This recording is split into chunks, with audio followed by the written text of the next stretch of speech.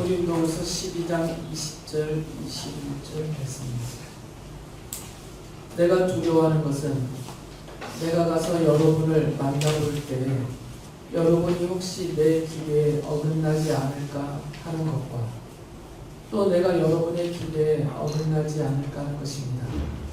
또 여러분 가운데 싸움과 시기와 분노와 경쟁심과 비방과 수군거림과 교만과 고질서가 있지는 않을까 두렵습니다. 내가 여러분에게 다시 갈 때 여러분 때문에 내 하나님께 내가 부끄러움을 당하지는 않을까 걱정이 됩니다.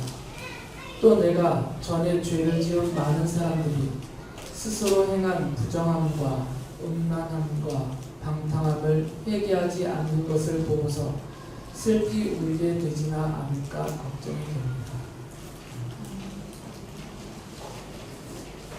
예전 설교에서 바울이 고린도를 방문한 그 횟수에 대한 설명을 드린 적이 있었습니다.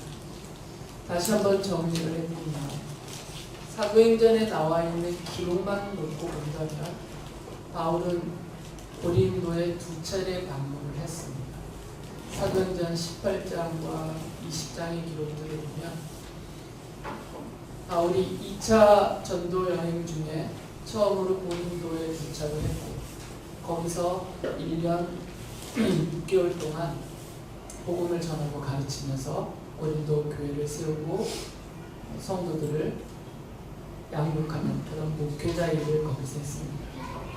그리고 잠시 떠나 있다가 다시 3차 여행 중에 고린도를 방문하였고 마케도니아와 아가야, 고린도를 비롯한 그리스 지역의 교회들이 모은 예루살렘 교회와 성도들을 도우려고 모은 그 구제금을 바울과 그 일행이 받아서 예루살렘으로 향할 갔고 거기서 붙들려서 로마에까지 압송되었습니다. 사도행전은 이렇게 2차례 방문의 기록만 나오죠. 하지만 고린도후서 설교를 시작하면서 제가 말씀을 드렸던 것처럼 고린도 후서의 기록을 보면 사도행전에 기록되어져 있는 첫 번째와 두 번째 방문 사이에 한 번 더 고린도를 방문했다는 것을 알 수가 있어요. 고린도후서에 그런 기록이 있죠. 12장 4절이나 13장 1절에 보면 바울이 고린도를 향해서 두 번째 편지인 고린도후서를 써보내면서 내가 이제 세 번째로 방문하려고 합니다 라는 말을 해요. 그러니까 이미 2번 방문을 했던 것이고 세 번째 방문을 하겠다는 것입니다. 그리고 실제로 바울이 미리 말한 이 세 번째 방문을 하고 거기서 구제금을 모아서 예루살렘으로 떠났거든요. 이것은 사도행전에 나오는 2번째 방문의 기록이에요. 그러니까 사도행전과 고린도후서의 내용을 종합을 하면 바울이 3번 고린도를 최소한 3번 방문했다는 것을 알 수가 있어요. 바울이 첫 번째 고린도를 방문해서 목회를 한 이후에 잠시 그곳을 떠났습니다. 그 사이에 바울이 고린도 전서에서 밝힌 그런 많은 문제들이 고린도 교회 안에서 발생을 했어요. 그래서 바울이 잠시 동안 고린도를 방문해서 그 문제를 해결해 보려고 했습니다. 이것이 2번째 방문이에요. 사도행전은 나오지 않는. 그런데 바울이 2번째 고린도 교회를 방문했을 때 오히려 고린도 교회와 성도들 그리고 바울의 적대자들로부터 배척과 공격과 많은 수치를 당하고 바울이 아픈 마음으로 다시 에베소로 돌아올 수밖에 없었어요. 그리고 그 에베소에서 고린도 후서를 써서 보낸 거예요. 에베소를 떠나서 마케도니아 갔을 때 거기에서 고린도 후서를 써서 보내죠. 그 내용이 지금 이 기록입니다. 그래서 바울이 읽어드린 말씀에 보면 내가 이제 세 번째 여러분을 방문했을 때 두려운 마음, 걱정이 되는 마음이 있다라는 거죠. 바울이 걱정했던, 염려하고 두려워했던 바로 그것이 오늘날 이 고린도 교회뿐만 아니라 현재 이 땅에 세워져 있는 모든 교회 안에 있는 모습이에요. 그것에 대한 염려가 이 바울을 통해서 우리한테 전달되고 있죠. 바로 이런 걱정, 염려, 이것이 교회와 성도들을, 오늘날 우리 교회를 포함한 교회와 또 교회로 모이는 성도들을 향한 주님의 눈길입니다. 그 부분을 오늘은 살펴보려고 해요. 바울이 고린도후서 12장 20절에서 이런 말을 해요. 내가 두려워하는 것은 내가 가서 여러분을 만나볼 때 여러분이 혹시 내 기대에 어긋나지 않을까 하는 것과 또 내가 여러분의 기대에 어긋나지 않을까 하는 것입니다. 또 여러분 가운데 싸움과 시기와 분노와 경쟁심과 비방과 수군거림과 교만과 무질서가 있지나 않을까 두렵습니다. 바울이 고린도 전서를 통해서 이 부분을 지적하고 책망하고 그것을 바로잡으려고 애를 썼어요. 두 번째 방문했을 때에도 이 문제를 해결하려고 애를 썼습니다. 그리고 세 번째 방문 전에 디도를 통하여서 고린도 교회가 이 부분에 대해서 많이 뉘우치고 돌이키고 어느 정도 바로 잡았다는 소식을 들었어요. 그럼에도 불구하고 바울이 세 번째 방문했을 때 여전히 이 문제가 완전히 해결되지 않아서 교회와 교회 안에 모인 성도들이 이 모습을 여전히 보일까봐, 그 보여진 그들의 모습을 바울이 혹시나 보게 될까봐 그 부분에 대한 걱정이 있다는 거죠. 바울이 말하는 이 걱정 가운데 바울은 두 가지의 부끄러움에 대해서 말을 합니다. 첫 번째 부끄러움은 뭐냐면 목회자로서 갖고 있는 부끄러움이에요. 바울은 고린도 교회와 성도들을 책망하기 전에 이 모든 것의 원인이 나로부터 시작되었고 내가 잘못 목회를 했기 때문이다라는 자기 책임에 대해서 솔직하게 인정하고 고백하면서 시작을 해요. 바울이 고린도후서 12장 21절에서 이렇게 말하거든요. 내가 여러분에게 다시 갈 때 여러분 때문에 내 하나님께 내가 부끄러움을 당하지는 않을까 걱정이 됩니다. 바울은 지금 하나님 보시기에 그리고 하나님 앞에서 자신이 당할 부끄러움에 대한 염려를 하고 있어요. 그 부끄러움의 염려가 뭐냐면 바울이 그냥 인간 바울로 하나님의 자녀인 바울 개인의 모습으로는 하나님 앞에 크게 부끄러울 것이 없이 살았어요. 바울은. 그의 개인적인 믿음과 주님을 섬기는 일에 있어서는 하나님께로부터 책망받을 일이 거의 없습니다. 그 정도로 바울은 목숨을 내어놓고 살았기 때문에.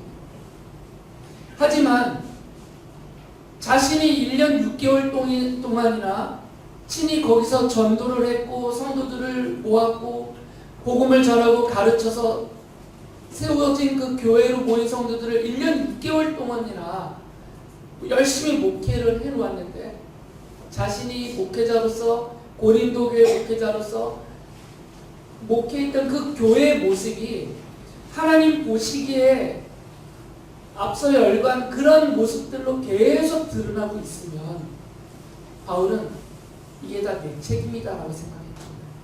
내가 잘못 가르쳤다. 내가 목회를 잘 못했기 때문에 성도들이 이런 모습을 보일 수밖에 없게 되었다. 이런 생각을 하고 있는 겁니다. 그러니까 하나님 앞에서 자신이 당할 부끄러움에 대한 염려를 하고 있어요. 이게 참된 목회자의 자세죠. 목사님들이 자기들 스스로를 목자다라는 표현을 써요.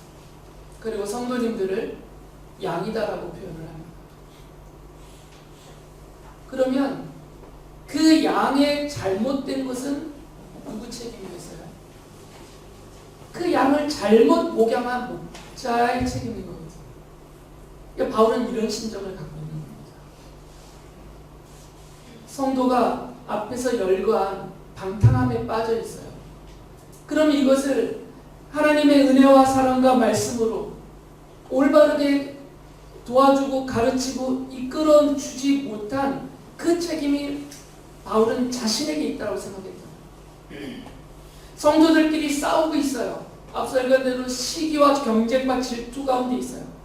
그러면 그 지경이 되게 만든 제대로 가르치지 못했고 제대로 섬기지 못했고 제대로 이끌어주지 못한 목회자로서 자기의 책임이었다고 생각하는 것이죠.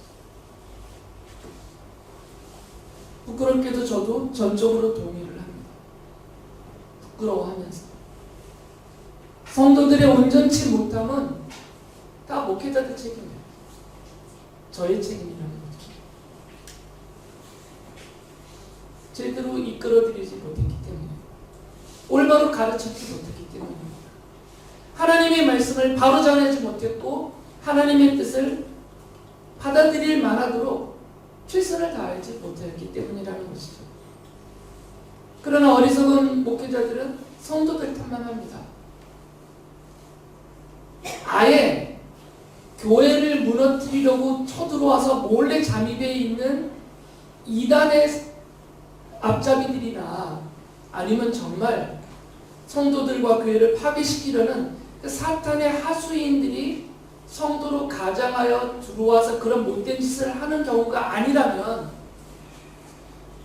예수 그리스도의 보혈로 죄 씻음을 받고 하나님의 자녀된 성도들이 모인 교회이고 그런 성도들이라면 이런 온전치 못한 모습들이 발생되는 그 모든 것에 대한 책임은 전적으로 목회자에게 있다는 것이죠. 바울은 그런 자세를 갖고 있습니다. 그래서 자기가 세 번째 고린도 교회를 방문했을 때 고린도 교회로 모이는 성도들의 모습이 온전치 못하면 그 온전치 못한 그 모습 때문에 자신이 목회자로서 제대로 목회를 못했기 때문에 생겨난 문제이기 때문에 하나님께 자기가 부끄러움과 실망을 당할 것 같다라는 걱정을 하고 있는 거죠. 바울이 또 한 가지 부끄러움에 대해서 말합니다. 첫 번째 말한 부끄러움은 목회자로서 자신이 하나님 앞에서 당하는 부끄러움을 말한 것이고, 두 번째는 고린도후서 12장 21절에서 이렇게 말합니다. 또 내가 전에 죄를 지은 많은 사람들이 스스로 행한 부정함과 음란함과 방탕함을 회개하지 않는 것을 보고서 슬피 울게 되지는 않을까 걱정이 됩니다. 목회자로서 자기가 당할 하나님 앞에서 받을 부끄러움과 책망은 자기가 감수하겠다는 것입니다. 그러나 성도들도 하나님 앞에서 온전치 못하여 보여지는 이런 일들, 이런 부끄러움들은 성도들에게도 책임이 있다는 거죠. 바울이 그것을 걱정하고 있어요. 지금은 바울이 고린도를 떠나서 에베소와 마케도냐를 거쳐서 내려가려고 하고 있는데 사람의 말로만 듣고 있기 때문에 이 실상이 얼마나 심각한지를 가서 봐야만 알 수 있는 거거든요. 그런데 고린도 교회를 방문했을 때 이것이 너무 심하게 있으면, 너무 심각한 이런 모습을 갖고 있으면 목회자로서 자기가 하나님 앞에서 받을 부끄러움도 있지만 교회와 성도들도 하나님 앞에서 받는 부끄러움이 있다는 거죠. 어떻게 교회가 세워졌는데, 어떻게 성도가 되었는데 그 온전치 못한 모습이 주님께서 십자가에서 대신하여 죽어주시면서 쏟으신 그 귀한 피, 그 보혈로 세워진 교회요 되어진 하나님의 백성들인데 전혀 맞지 않는 온전치 못한 그런 모습들을 보이고 있으면 하나님 앞에서 그것이 부끄러움이라는 거죠. 성도가 성도답지 못한 모습을 드러낼 때, 교회가 교회답지 못한 모습을 드러낼 때 그것이 하나님 앞에서는 큰 부끄러움이 된다는 것이죠. 그래서 바울이 아주 단호하게 이런 말을 해요. 고린도후서 13장 2절에 보면 내가 두 번째로 여러분을 방문하였을 때 전에 범죄한 사람들과 또 그 밖에 모든 사람에게 이미 말한 바와 같이 지금 떨어져 있으면서도 다시 말하여 둡니다. 내가 이번에 다시 가면 그러한 사람들을 그냥 두지 않겠습니다. 개인적인 복수를 하겠다는 게 아니고요. 개인적인 분노를 터뜨리겠다는 게 아니고 교회와 성도가 하나님 앞에서 당하는 그 부끄러움 가운데서 그들을 벗어나게 하려면 내버려둘 수 없다는 거죠. 바로 잡겠다는 것입니다. 하나님의 말씀으로 사도의 권위로 주님의 뜻을 따라서 그냥 두지 않고 바로 잡겠다, 올바로 세우겠다, 온전케 만들겠다라는 말씀입니다.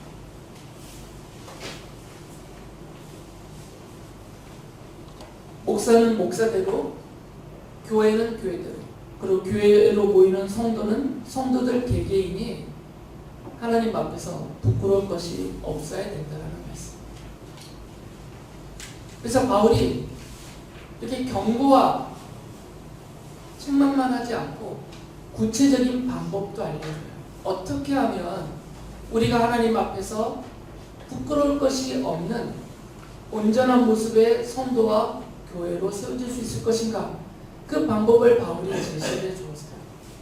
고린도후서 13장 5절에서 이렇게 말을 합니다. 여러분은 자기가 믿음 안에 있는지를 스스로 시험해보고 스스로 검증해 보십시오. 여러분은 예수 그리스도께서 여러분 안에 계시다는 것을 알지 못합니까? 모른다면 여러분은 실격자입니다. 왜 이런 온전치 못한 모습들이 교회 안에서 그리고 성도들에게서 이렇게 크게 드러나냐면 믿음 안에 있지 않기 때문이라는 거죠. 바울은 믿음 안에 있다라는 표현을 좀 풀어서 설명해 줬어요. 예수 그리스도께서 교회와 성도들과 함께 계시다는 그 사실을 아는 것, 이것이 믿음이라는 거죠. 그러면 함부로 못 산다는 겁니다. 예수님께서 지금 나와 함께 계시다는 사실을 알고 있다면 그것이 교회 안에서뿐만 아니라 가정에서, 직장에서, 아니면 사람들을 만날 때, 아니면 내가 취미나 여가나 유흥을 즐길 때 그 자리에서도 예수께서 나와 함께 계시다라는 사실을 알고 있으면 이렇게 부끄러움을 당할 일을 멈출 수 있다는 거죠. 왜 교회가 세상으로부터 조롱과 수치와 멸시를 당하느냐? 교회 안에 예수께서 함께 계시다라는 사실을 교회가 알지 못하기 때문이라는 거죠. 그러니까 너무나도 어리석은 짓과 부끄러운 일들을 교회 이름으로 함부로 한다는 거죠. 그래서 바울은 자기 스스로를 늘 검증하는 겁니다. 내가 지금 믿음 안에 있는가? 다시 말하면 내가 나와 함께 계시는 예수 그리스도 안에 내가 머물러 있는가? 이걸 늘 확인하라는 것이에요. 어느 장소에든 어느 때에든 누구를 만나든 이걸 늘 검증하면서 그 자리에 있고 늘 검증하면서 만나고 늘 검증하면서 말하고 행동하라는 것입니다. 그래야만 하나님 앞에서 우리가 보여드리고 있는 온전치 못함 때문에 생기는 이런 부끄러움들을 줄일 수 있다는 거죠.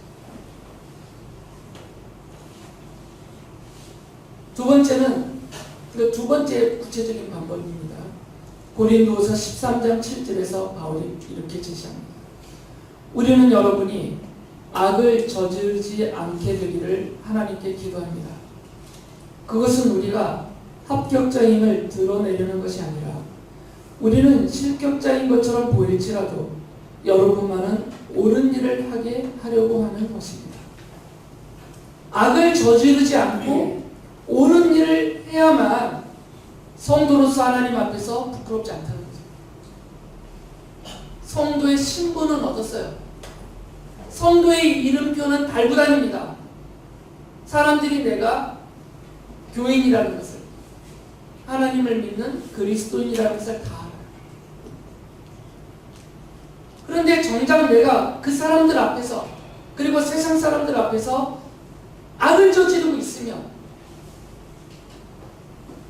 옳은 일을 하지 않고 부끄럽고 죄악된 일을 저지르고 있으면 하나님 앞에서, 그리고 세상 앞에서 부끄러움을 당한다는 것입니다. 그러니까 이름표만 달고 살지 말고 이 거룩한 하나님의 자녀라는 그 이름에 맞도록 올바르게 살으라는 것입니다. 옳은 일을 하라는 것입니다. 모든 일에서 악을 저지르지 말고 옳은 일을 하라는 것이에요. 이런 변명을 우리가 너무나 당당하게 해요. 알지만 잘 안 됩니다. 옳은 일을 해야 된다는 것을 알지만 옳은 일 하기가 어렵다는 거죠. 악을 저지르면 안 된다는 것을 알지만 악을 저지르는 그것을 멈추기가 어렵다는 거죠. 계속 변명만 되고 살 수는 없어요. 우리가 그렇게 변명한다고 해서 우리의 부끄러움이 사라지지 않습니다. 우리의 온전치 못함이 해결되지 않아요. 변명은 해결책이 아닙니다. 실천을 해야 그 문제가 해결이 돼요. 아이들이 공부를 해야 내가 점수가 올라간다는 것을 알아요. 근데 몸이 피곤하고 게임도 해야 되고 친구도 만나야 되고 이런 변명만 되고 있으면 성적이 올라가겠냐. 내가 열심히 일을 해야 되는데 알아요. 그런데 노는 걸 더 좋아해서 노는 시간이 훨씬 많아요. 그러면 일이 되겠냐고요. 변명은 해결책이 아닙니다. 실천이 해결책이에요. 내가 성도로서 부끄럽지 않게 살려면 하나님과 세상 사람들 앞에서 부끄럽지 않게 살려면 실천해야 돼요. 바울이 제시하는 것처럼 악을 저지르지 말고 옳은 일을 올바르게 하면서 살아야 돼요. 바울이 이렇게 경고까지 했었어요. 로마서 2장 9절에 보면 악한 일을 하는 모든 사람에게는 먼저 유대 사람을 비롯하여 그리스 사람에게 이르기까지 환난과 고통을 주실 것이고 하나님이 벌하신다는 겁니다. 물론 하나님께서는 억울함을 당하게 하시지는 않아요. 억울하게 환난과 고통을 당하게 하시지는 않습니다. 성도로서 우리가 당하는 환난과 고통이 거의 대부분은 내 스스로가 원인 제공을 했거나 악한 사람들이 원인이 되어서 내가 피해를 보거나 하는 일입니다. 그런데도 하나님은 이것을 직접적으로나 간접적으로 사용하셔서 하나님의 자녀인 우리들을 깨우치셔요. 온전해지게 하기 위해서. 내버려 두시진 않는다는 겁니다. 내버려 두실 수가 없죠. 내 사랑하는 자녀인데. 그래서 성도들이 악을 떠나게 하기 위하여서 올바르게 부끄러움 없이 하나님의 자녀가 살게 하기 위하여서 악을 저지르고 있을 때 부끄러운 일을 행할 때에는 내버려 두지 않으시고 환난이나 고통과 같은 이런 방법들을 사용하셔서 벌하시기도 하고 꾸짖기도 하시고 바로잡기도 하신다는 거죠. 바울이 한 가지 더 제시한 내용이 있습니다. 하나님과 세상 앞에서 부끄럽지 않게 살려면 고린도후서 13장 8절에서 이렇게 말했어요. 우리는 진리를 거슬러서는 아무것도 할 수 없고 오직 진리를 위해서만 무언가 할 수 있습니다. 바울이 말하는 진리는 하나님의 말씀입니다. 바울은 하나님의 말씀을 거스르지 않으면 된다는 거죠. 우리가 왜 악을 저지르고 올바르지 못하게 부끄럽게 살고 있냐면 하나님의 말씀을 거슬러 넘어가기 때문에 그것을 반대로 가기 때문에 시인은 시편 119편 6절에서 이런 말을 했습니다.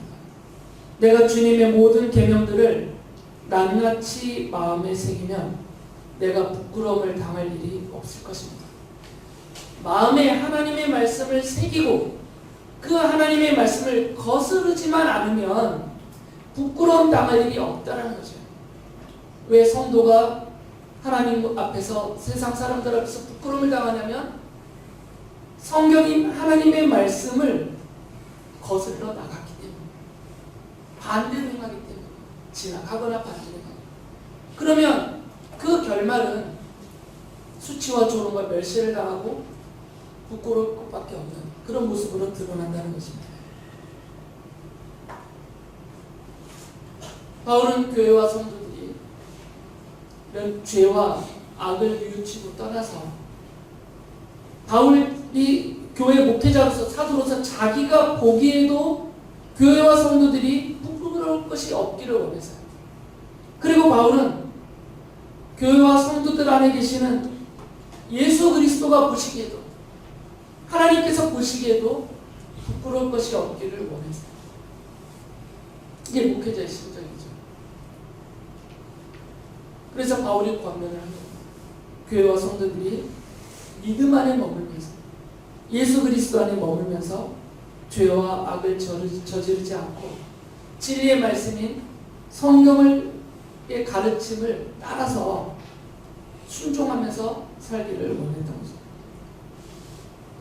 하나님께서는 예수 그리스도의 십자가 보혈로 성도인 우리들을 거룩한 하나님의 백성이 되게 해주셨습니다. 그렇기 때문에 하나님이 기대하고 원하시는 것이 있어요. 교회와 성도들이 거룩한 하나님의 백성으로서 하나님이 보시기에 부끄러울 것이 없기를, 그렇게 부끄러울 것이 없도록 살기를 거룩한 하나님의 백성인 우리에게 하나님이 원하십니다. 하나님이 우리에게 교회와 성도들을 향해서 이래라 저래라만 하시지 않아요. 이 말씀을 깨달아서 교회와 성도들이 하나님과 세상 앞에서 부끄러울 것이 없기를 힘쓰기만 하면 하나님의 약속을 누릴 수가 있어요. 하나님이 이런 약속을 해주십니다. 바울을 통해서 말씀해 주시죠. 바울이 이사야서 28장 16절을 인용하면서 로마서 10장 11절에서 이렇게 말했어요. 성경은 그를 믿는 사람은 누구나 부끄러움을 당하지 않을 것이다 하고 말합니다. 예수 그리스도를 믿는 사람은 하나님 앞과 세상 앞에서 부끄러움을 당하지 않을 것이라는 거죠. 다윗은 시편 31편 1절에서 이렇게 말했어요. 주님, 내가 주님께 피하오니 내가 결코 부끄러움을 당하지 않게 하여 주십시오. 주님의 구원의 능력으로 나를 건져 주십시오. 다윗은 믿고 있었기 때문에 주님께만 피하면, 우리 주님을 믿고 의지하기만 하면 주님께서는 주님께 믿음으로 의지하고 피하는 자신을 비롯한 하나님의 백성들을 부끄럽지 않게, 세상과 사람들 앞에서 부끄러움을 당하지 않게 해주실 것이라고 믿고 있었어요. 시편 37편 18절 19절에서도 다윗이 이렇게 말합니다. 흠없는 사람의 나날은 주님께서 보살펴 주시니 그 유산은 대대로 이어지고 재난을 당할 때에도 부끄러움을 당하지 않고 기근이 들 때에도 굶주리지 않는다. 어떤 재난을 당하더라도 부끄럽지 않게 해주신다는 말이죠. 성도인 제가 재난을 당했어요. 이번에 장로님 목장이 엄청 큰 재난을, 자연재난을 당한 것처럼 그런 자연재난이나 또는 악한 사람들로부터 억울하게 재난을 당했어요. 그럴 때 세상 사람들이 손가락질하면서 조롱한다는 거죠. 너희 하나님은 어딨냐? 이 재난을 당할 때 왜 너를 지켜주지 않았느냐? 왜 보호해주지 않았느냐? 이렇게 조롱하면서 수치와 멸시와 조롱을 당하면서 부끄러움을 당하게 될 것이라는 거죠. 다윗은 하나님이 그런 일 없게 해주시겠다는 거예요. 재난을, 닥치는 재난을 막아주시기도 하시지만 재난을 당할 그때에 하나님이 함께 해주셔서 도와주시고 우리의 하나님 되심을 하나님이 여러 방면과 여러 사람들을 통해서 드러내 주신다는 것이죠. 그리고 재난당하는 성도들에게 믿음을 주셔서 주님을 부인하지 않고 원망하지 않고 불평하지 않고 오히려 주님을 찬양하고 감사할 수 있도록 해주신다는 거죠. 그래서 다윗이 시편 34편 5절에서 이렇게 말합니다. 주님을 우러러보아라. 내 얼굴에 기쁨이 넘치고 너는 수치를 당하지 않을 것이다. 재난 날에도, 재난을 당할 때에도, 그것이 개인적인 질병이 되었든 가정의 문제이든 기업의 문제이든 어떤 일로 인하든 환난과 고통이 되었던 재난이 되었던 무엇이든 당할 때 원망과 불평을 하지 않고 닥쳐 있는 문제들을 바라보지 않고 눈을 들어서 우리 주님을 우러러보면, 그 믿음으로 주님을 바라보면 결코 수치를 당하지 않도록, 부끄러움을 당하지 않도록 오히려 기쁨이 넘치게 해주신다는 약속의 말씀이에요. 바울이 자기도 개인적으로 주님 앞에 기대하고 원하는 바가 있었어요. 빌립보서 1장 20절에서 그 사실을 이렇게 말합니다. 나의 간절한 기대와 희망은 내가 아무 일에도 부끄러움을 당하지 않고 온전히 담대해져서 살든지 죽든지 전과 같이 지금도 내 몸에서 그리스도께서 존귀함을 받으시리라는 것입니다. 바울은 살든지 죽든지 나와 함께 하시고 나를 종으로 삼으셔서 이 귀한 복음의 삶을 맡겨주신 우리 주님의 이름만 높임을 받고 존귀함을 받으시도록 나는 최선을 다할 뿐이고, 그러한 나에게 주님이 함께 하셔서 내가 아무 일에서든지 부끄러움을 당하지 않게 해주시기를 바랍니다. 바울은 고린도후서 12장 10절에서 이렇게 말합니다. 그러므로 나는 그리스도를 위하여 병약함과 모욕과 궁핍과 박해와 곤란을 겪는 것을 기뻐합니다. 내가 약할 그때 오히려 내가 강하기 때문입니다. 이런 믿음이 없는 사람은 자기가 병들었을 때, 모욕을 당할 때, 가난하여 궁핍할 때, 박해를 받을 때, 여러 재난과 환난과 곤란을 당할 때 자기 자신을 부끄러워하고 자기가 믿는 하나님을 부끄러워하고 오히려 변명하거나 가리거나 숨거나 도망친다는 거죠. 그러나 바울은 하나님을 믿고 있어요. 하나님이 바로 그때 나를 강하게 해주신다. 내가 넘어지지 않도록, 굴복하지 않도록, 도망치지 않도록 성경이 약속한 대로 하나님께서 나와 함께 하시면서 나를 강하게 해주시기 때문에 오히려 나는 기뻐한다라고 말하고 있습니다. 하나님은 교회와 성도들이 연약하고 부족하고 어리석다는 것을 잘 아십니다. 우리가 아무리 노력하고 애를 써도 하나님 보시기에 부끄러울 것이 전혀 없도록 살 수 없다는 사실을 하나님이 잘 알고 계세요. 바울도 이것을 잘 압니다. 그래서 바울은 하나님께서 예수 그리스도의 십자가를 통해서 베풀어 주신 그 은혜, 그 사랑을 믿으라는 거죠. 그 하나님의 은혜와 사랑을 믿고 의지하라고 말합니다. 하나님은 성도들이 하나님 보시기에 부끄러울 것이 없도록 믿음으로 말씀을 따라서 살려고 애쓰는 그 열성과 열심을 좋아하셔요. 우리가 온전해 줄 수 없다는 것을 아십니다. 그러나 우리의 마음 안에, 우리의 행동 속에서 이런 열성과 열심이 있기를 원하세요. 그리고 그런 모습을 보이는 성도들을 기뻐하십니다. 하나님은 비록 성도들이 하나님 보시기에 부끄러울 것이 여전히 많이 있더라도 하나님이 사랑하는 하나님의 자녀여 백성이기 때문에 성도들이 세상에서 부끄러움을 당하지 않게 해주실 것입니다. 이 약속의 말씀을 믿고 우리는 스스로 하나님 앞에서 부끄러울 것이 없도록 최선을 다하여서 힘을 다하여서 살기를 애써야 될 것이고, 그 와중에 하나님이 나를 세상 앞에서, 사람들 앞에서 부끄러움을 당하지 않도록 해주실 것이라는 약속의 말씀을 믿고 더욱더 주님을 의지하면서 살아가는 여러분들 되시기를 바랍니다.